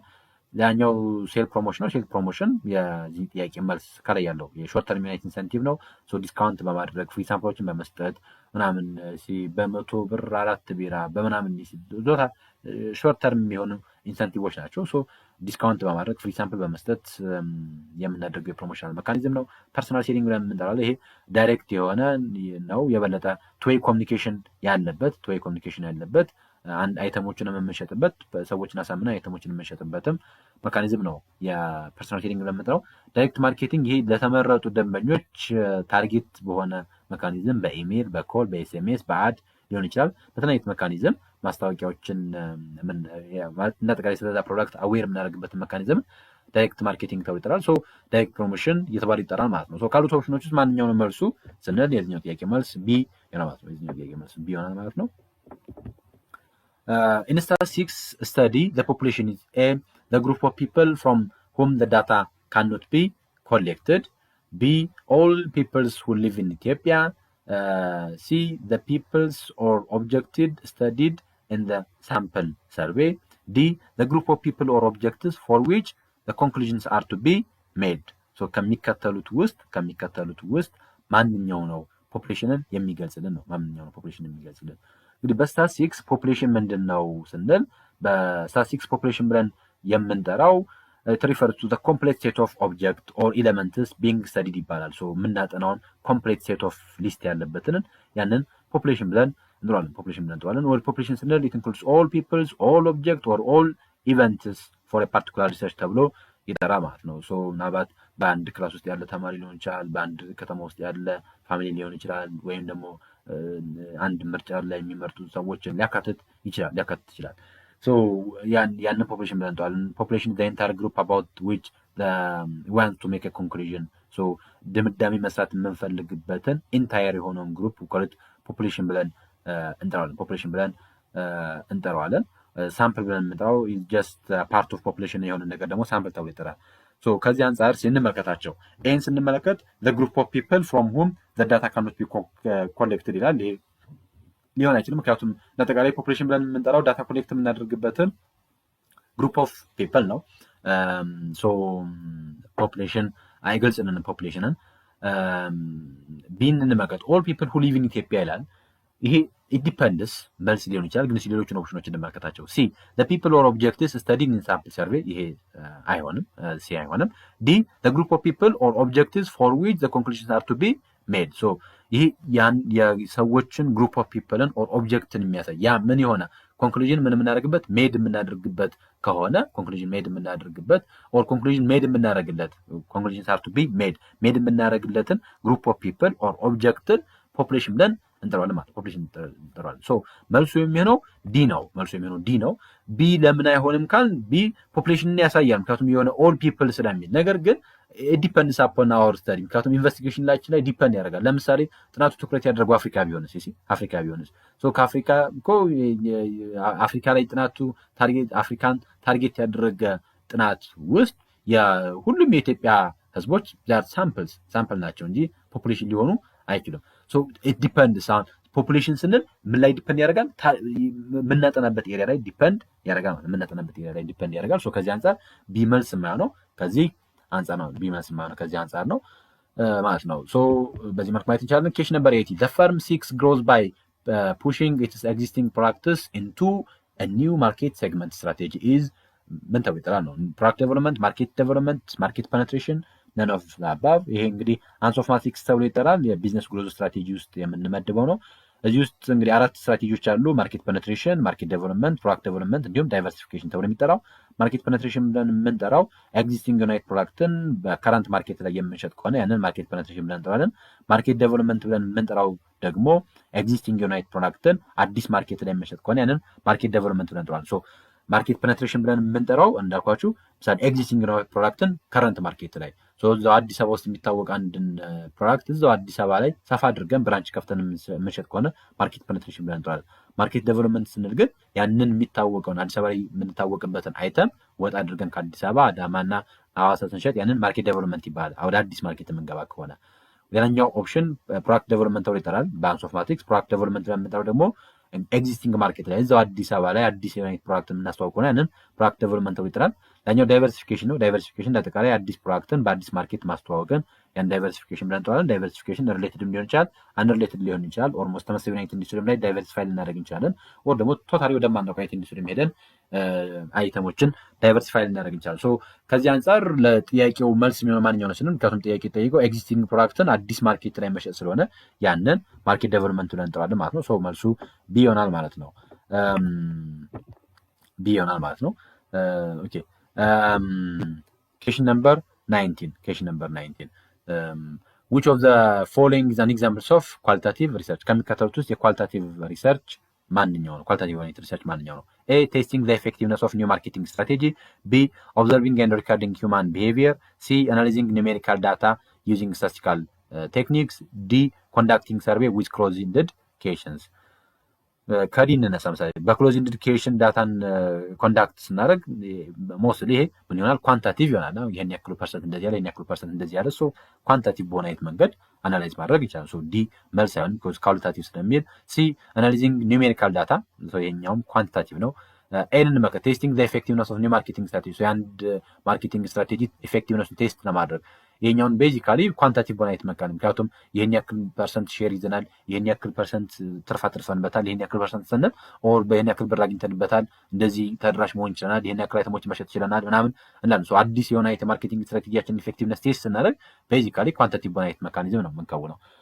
ኳሊታቲቭ አይነት ሪሰርች ማንኛው ነው ስንል ቢ ይሆናል ማለት ነው። ኳሊታቲቭ ሪሰርች ብለን የምንጠራው እንደጠቃላይ ኢት ፎከስ ኦን ዲስክራይቢንግ ሲቹዌሽን፣ የሆነ ሲቹዌሽን ዲስክራይብ ማድረግ ላይ፣ ኢቨንትን ወይ አንድን ችግርን የበለጠ ዲስክራይብ ማድረግ ላይ ፎከስ የሚያደርግ ነው ራዘር በነምበር ኮሚዩኒቲክ። ስለዚህ ፊሊንግን ኦፒኒየንን የበለጠ የሚያጠና ሲሆን ያንን ኳሊታቲቭ ብለን እንጠራለን ማለት ነው። ሶ የአንድን የሰዎች ባህሪን ሪከርድ ማድረግና ኦብዘርቭ ማድረግን ኳሊታቲቭ ሪሰርች ብለን እንጠራለን ማለት ነው። ናይስ። ወደ ቀጣዩ ጥያቄ እንምጣ።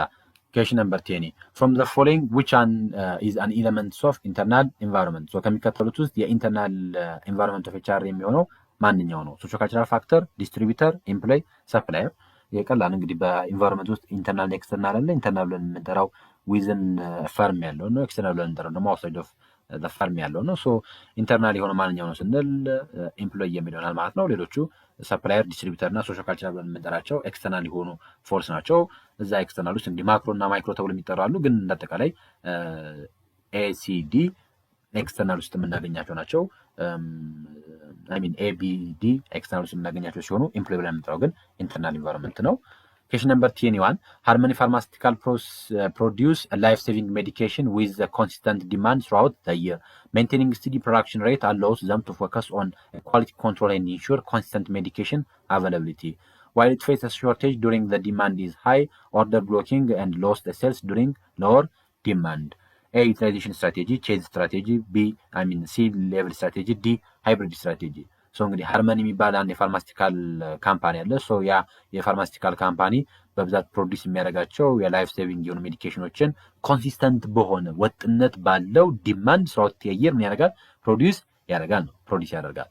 ሶ ሜንቴኒንግ ስቲዲ የሆነ የፕሮዳክሽን ሬት ነው ያለው። የተረጋጋ የፕሮዳክሽን ሬት ነው ያለው።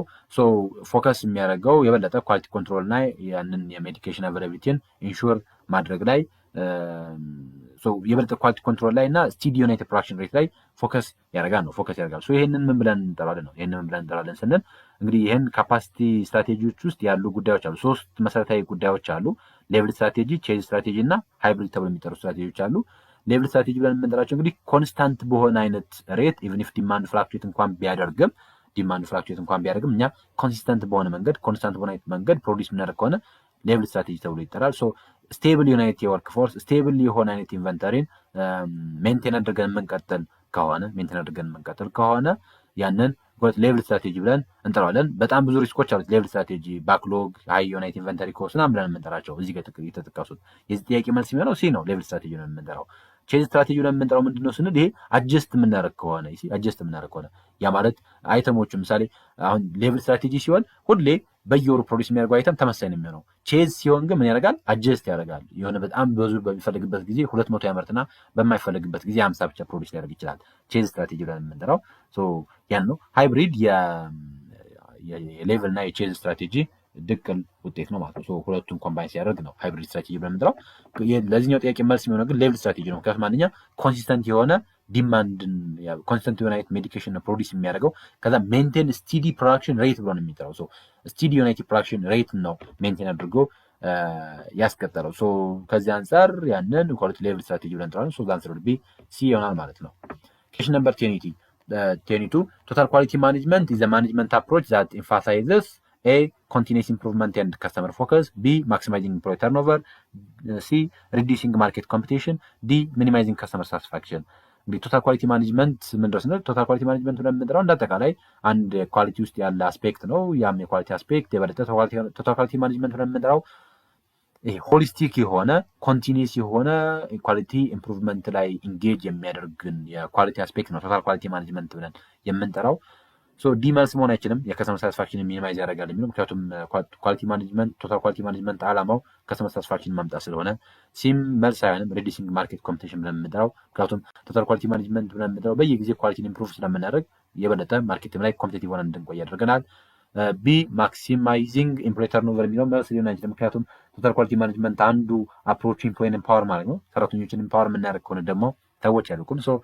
ቶታል ኳሊቲ ማኔጅመንት ትክክለኛ መልስ የሚሆነው ኤ ይሆናል ማለት ነው። ኮንቲኒየስ ኢምፕሩቭመንት ኤንድ ከስተመር ፎከስ የሚለው ማለት ነው። ኩዌስችን ነምበር 23 the selection criteria that measures person strength, dexterity and coordination ከሚከተሉት ውስጥ የአንድን ግለሰብ ጥንካሬ ዴክዘሪቲ እና ኮኦርዲኔሽንን ቴስት የምናደርግበት የሴሌክሽን ክራይቴሪያ ምን ተብሎ ይጠራል ነው። እንግዲህ በሴሌክሽን ሂደት ውስጥ ከሚከወኑት ውስጥ አንዱ የኢምፕሎይመንት ቴስት ነው። ኢምፕሎይመንት ቴስት ውስጥ የምንከውናቸው ጉዳዮች አሉ። የአፕቲቲዩድ ቴስት ይኖራል። ያ የግለሰቦችን የቨርባል ሪዝኒንግ፣ ኒሜሪካል ሪዝኒንግ ናቸው። የሎጂካል ኮንቴክስታቸውን የምንመለከትበት፣ ስፒዳቸውን ቴስት የምናደርግበት የአፕቲቲዩድ ቴስት አለ። ከዛ በተጨማሪ የጆብ ኖሌጅ እና የፕሮፊሽንሲ ቴስት ተብሎ የሚጠራ አለ። ጆብ ኖሌጅ ብለን የምንጠራው እንዳጠቃላይ የቴዎሬቲካል ዩናይት ኖሌጅን ፕራክቲስ ማድረግ ይችላሉ ወይ የሚለውን ሃንዶን የሆነ አይነት አክቲቪቲዎችን መከወን ይችላሉ የሚለውን ከፕሮፊሽንሲ እና ስኪል ቴስት ውስጥ እንከውነዋለን እናየዋለን። ዳኛው የኢንተረስት ቴስት ብለን የምንጠራው የአንድ ግለሰብ ያንን ስራ ለመስራት ኢንተረስት አለ ወይስ የለውም ወይ የሚለውን ቴስት የምናደርግበት የቴስት አይነት ነው። ፐርሶናሊቲ እና የኢንተግሪቲ ቴስት አለ። ግለሰቦችን ያላቸውን ፐርሶናሊቲ ቴስት የምናደርግበት ምክንያቱም ከስራው አንጻር ያላቸው ስብዕና ይሄዳል ወይስ አይሄድም ወይ የሚለውን ቴስት የምናደርግበት። ኢሞሽናል ኢንቴሊጀንስ ቴስት አለ። ኮግኒቲቭ ኤቢሊቲ ቴስት ተብሎ የሚጠራ አለ። በዛ ወቅት ደግሞ የሳይኮሞተር ቴስት ተብሎ የሚጠራ አለ። ሳይኮሞተር ብለን የምንጠራው የአንድን ግለሰብ ፊዚካል የሆነውን ኮኦርዲኔሽን ስትሬንግዙን ቴስት የምናደርግበትን መካኒዝምን ሳይኮሞተር ቴስት ተብሎ ይጠራል። ሳይኮሞተር ስንል እንዳጠቃላይ አንድ ግለሰብ ያለውን ፕሬሲሽን ያለውን ዴግዘሪቲ ያለውን ፊዚካል የሆነውን ስትሬንግዙን ቴስት የምናደርግበትን የሳይኮሞተር ቴስት ተብሎ ይጠራል። ሳይኮሞተር ቴስት ተብሎ ይጠራል ማለት ነው። ከዚህ አንጻር ለዚህ ጥያቄ መልስ የሚሆነው ዲ ይሆናል ማለት ነው። ሳይኮሞተር ቴስት ይሆናል ማለት ነው። Question number 24. As a manager, you are twisting factors to make them more attractive. So as a manager, you are twisting ፋክቶችን ትዊስት እናደርጋለን ምንለውን የበለጠ አትራክቲቭ ለመሆን እንዲሁም መረጃዎችን ዊዝሆልድ ማድረግ የመደበቅ እንዲሁም creating false remorse to get employees to accept changes, then threatening to close the manufacturing plants whose employees are resisting. Such methods of dealing with resistance to change is implementing change fairly, B, building support and commitment, C, manipulation and coercion, D, communication and participation. ይሄ እንግዲህ ያው ቼንጅ በሚከወንበት ጊዜ በተቋም ውስጥ ቼንጅን ሪዚስት ይደረጋል እንደምታውቁት። ቼንጅን ሪዚስት የሚያደርጉ ግለሰቦች በሚገጥሙን ጊዜ ዋት ሻል ዊ ዱ ስንል 6 መንገዶች አሉ ሪኮመንድ የሚደረጉ ቼንጅን ዲል እንድናደርግባቸው። የመጀመሪያው ኤዱኬሽን ኤንድ ኮሚኒኬሽን ተብሎ ይጠራል። ሰዎችን ኤዱኬት ማድረግ ኮሚኒኬት ማድረግ አንዱ መንገድ ነው ተብሎ ይጠራል። ሌላኛው ፓርቲሲፔሽን ኤንድ ኢንቮልቭመንት ተብሎ ይጠራል። ፓርቲሲፔሽን ኤንድ ኢንቮልቭመንት ነው የምንጠራው ግለሰቦችን በዛ የቼንጅን ሂደት ውስጥ ፓርቲሲፔት ማድረግ ኢንቮልቭ ማድረግ አንዱ መንገድ ነው። ሌላኛው የፋሲሊቴሽን ኤንድ ሰፖርት ነው። ሰዎችን መደገፍ ሰፖርት ማድረግ ቼንጁ ኢምፕሊመንት በሚደረግበት ጊዜ ሌላኛው ቼንጅ የሚገጥመውን ሬዚስታንስ ለመቀነስ ሪኮመንድ ይደረጋል። ሌላኛው ኔጎሽዬሽን ኤንድ አግሪመንት ነው። ከሰዎች ጋር መደራደር አግሪ ማድረግ ሰዎች ያንን የሚከውል ከሆነ ኢንሰንቲቭ ለማድረግ ኔጎሽዬሽን ኤንድ አግሪመንት ተብሎ ይጠራል። ሌላኛው ማኒፑሌሽን ኤንድ ኮሂቢሽን ተብሎ ይጠራል። ይሄኛው ኢንዳይሬክት በሆነ አይነት መንገድ ኢንፍሉዌንስ የምናደርግበት ኢንዳይሬክት በሆነ አይነት መንገድ ሰዎችን ኢንፍሉዌንስ የምናደርግበት የምናጭበረብርበት የምናውጭለጭልበት ማለት ይቻላል። መረጃዎችን ዊዝሆልድ በማድረግ ፎልስ ሪሞሮችን ክሬት በማድረግ ትዊስት ፋክቶችን ትዊስት በማድረግ የምንጠቀመው አይነት ሲሆን ያንን ማኒፑሌሽን ተብሎ ይጠራል። ማኒፑሌሽን ተብሎ ይጠራል ማለት ነው። ማኒፑሌሽን ተብሎ ይጠራል። ላኛው ኮየርስ የምናደርግበት መካኒዝምም ይኖራል። ኮየርስ የምናደርግበት ብለን የምንጠራው ደግሞ እንዳጠቃላይ ሰዎችን ኦርደር የምናደርግበት ያን የማይከውኑ ከሆነም የምናባርርበት አይነት መካኒዝም ነው። እዚህ ውስጥ አሁን አንደኛ ሁለት ኤመልስ አይሆንም ኢምፕሊሜንቲንግ ቼንጅ ፌርሊ ከዛ ጋር የተገናኘ ጉዳይ የለውም። ሰፖርት እና ኮሚትመንትም የለውም። ዲም የለውም። ኮሚኒኬሽን ኤንድ ፓርቲሲፔሽን ዳንሰር ዊል ቢ ሲ ነው የሚሆነው። ማኒፑሌሽን ኤንድ ኮሂቢሽን ብለን የምንጠራው አክቹዋሊ ኮየርሲቭም አለው ኤንድ ብሎ ትሬትን ያደርጋል ስለ እዛ ውስጥ ኮየርሽን አለ። ነገር ግን ከላይ ያለው አሴ ማኔጀር ብሎ ፋክቶችን ትዊስት የምናደርግ ከሆነ መረጃዎችን ዊዝሆልድ የምናደርግ ከሆነ ፎልስ ዩናይት ሩሞሮችን ክሬት በማድረግ ኢንዳይሬክት በሆነ መንገድ ሰዎችን ኢንፍሉዌንስ ጥረት የምናደርግ ከሆነ ዊ አር ማኒፕሌት እያደረግን ነው ማለት ነው። ከዚህ አንጻር አንሰር ቢ ሲ ይሆናል ማለት ነው።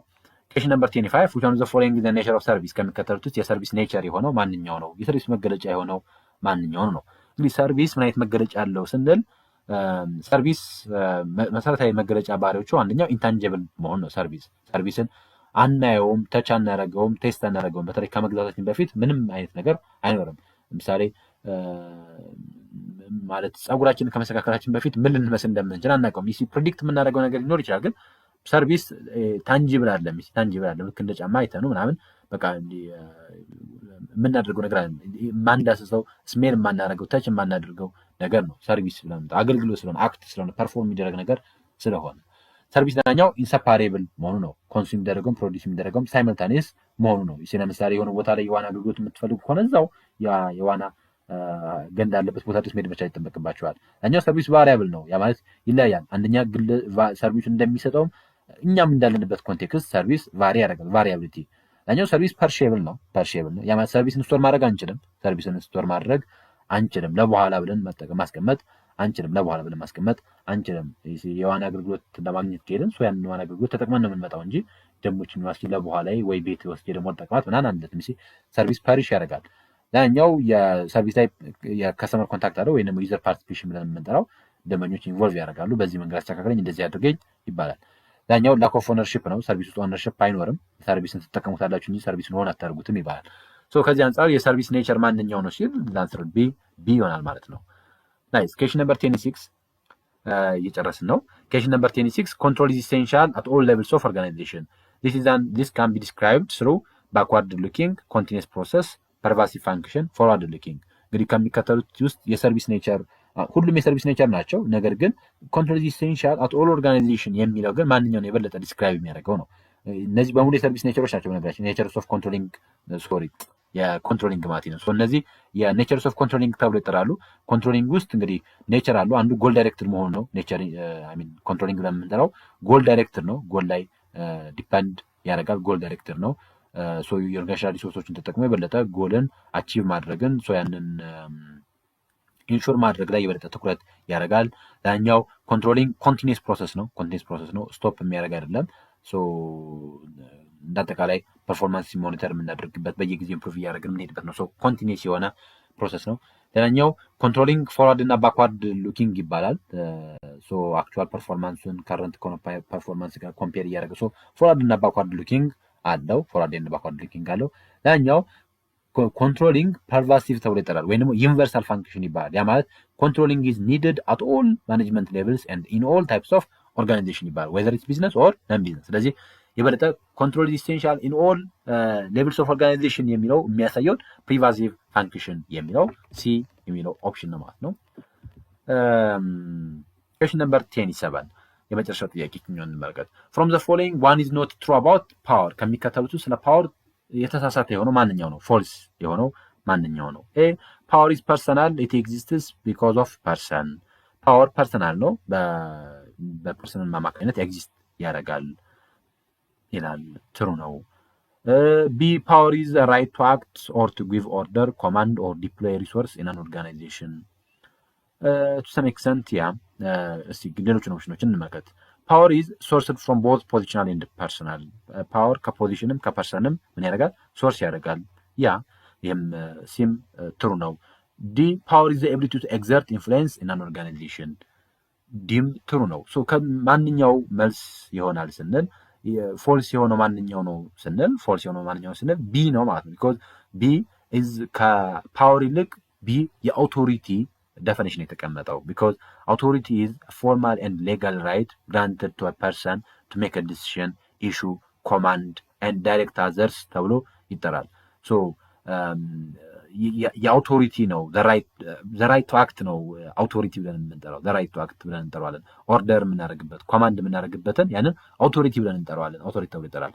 ፓወር ኢዝ ሞር ኤቢሊቲ ነው።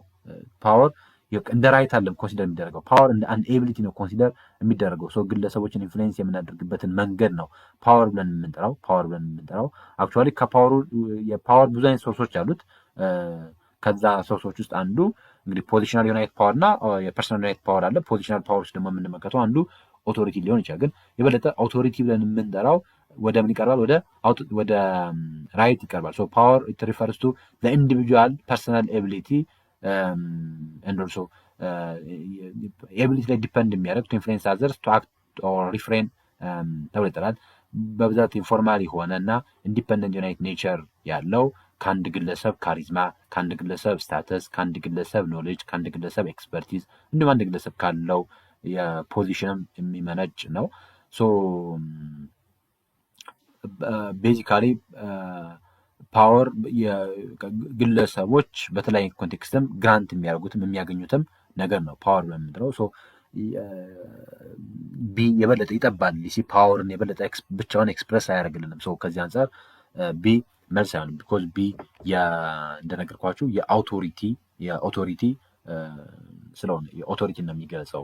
ምክንያቱም ኦርደር የማድረግ ኮማንድ የማድረግ በተቋም ውስጥ ያለ ሪሶርስን ዲፕሎይ የማድረግ ያ ለአውቶሪቲ ነው። ከዚህ አንጻር ቢ መልስ ይሆናል ማለት ነው። ሶ ዚስ ኦል አባውት ፈርስት ፓርት የመጀመሪያው ፓርት ይህን ይመስል ነበረ። ዛሬ 27 አካባቢ የሚደርሱ ጥያቄዎችን ለማየት ጥረት አድርገናል። በሚቀጥለው ደግሞ ፓርትቱን 3 እና 4ን እያልን እንመለከታለን። የመጨረሻው ፓርት ላይ እንዳልኳችሁ ኳንታቲቭ የሆኑ ቁጥር ነክ የሆኑ ጥያቄዎችን የመጨረሻው ፓርት ላይ እንመለከታለን። ከዛ በፊት ፓርት 2 ላይ እና ፓርት 3 ላይ ቴዎሬቲካል ዩናይት ጥያቄዎችን እንመለከታለን። የነበረን ቆይታ እንደወደዳችሁ ተስፋ አደርጋለሁኝ። በማንኛውም ሰዓት የኤግዚት ኤግዛም ቱቶሪያል የሚያስፈልጋችሁ ከሆነ መላ ቱቶሪያልስ መፍትሄ ያለው። ስለዚህ በኦንላይን ካላችሁበት ቦታም ሆናችሁ በማታ በቀን በተለያየ ጊዜ ውስጥ በሚመቻችሁ ሰዓት መውሰድ ትችላላችሁ። ከሚቀጥለው ዓመት ጀምሮ ደግሞ በአካል አዲስ አበባ ላይ ለሚመቻችሁ የኤግዚት ኤግዛም ቱቶሪያል መስጠት እንጀምራለን። የዚህ አይነት አገልግሎቶችን ማግኘት የምትፈልጉ ከሆነ ልታዋሉ ትችላላችሁ። ዲስክሪፕሽን ላይ ስልክ ቁጥሬን አስቀምጥላችኋለሁኝ፣ የቴሌግራም ሊንክ አስቀምጥላችኋለሁ። በዛ የቴሌግራም ሊንክ የምታወሩኝ ደውላችሁ የምታወሩኝ ትችላላችሁ። ስለነበረን ቆይታ ከልብ አመሰግናለሁኝ። በድጋሜ ይህ ቪዲዮ ብዙዎች ጋር መድረስ እንዲችል ሼር ማድረጋችሁን እንዳትረሱ። በቀጣይ ፓርት 2 ቪዲዮን በቅርብ እለቃለሁኝ። ቴንኪው። በድጋሚ መልካም ጊዜ ይሁንላችሁ።